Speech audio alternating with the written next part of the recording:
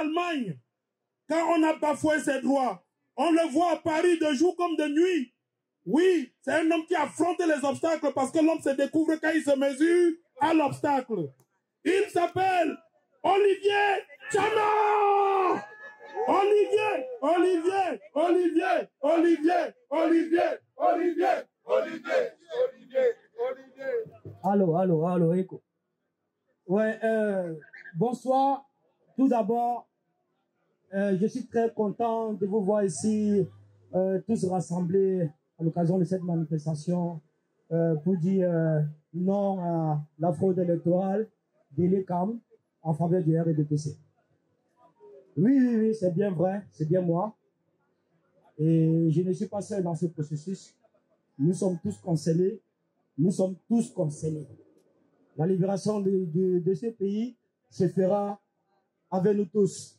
Et c'est tous ensemble que nous allons y arriver à installer une démocratie comme il se doit dans ce pays.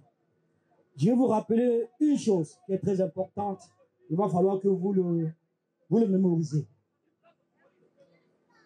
Ça concerne avant tout nos représentations diplomatiques dans la diaspora. Dans toute la diaspora, autant pour moi.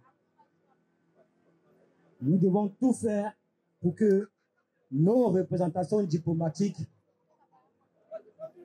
restent indépendantes, au service du peuple, au service des Camerounais et non au service d'un parti politique.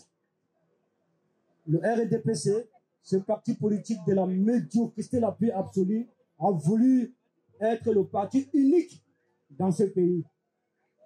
Mais il y a un parti politique crédible, avec à sa tête un leader, un contesté, incontournable, crédible de l'opposition camerounaise, le MRC.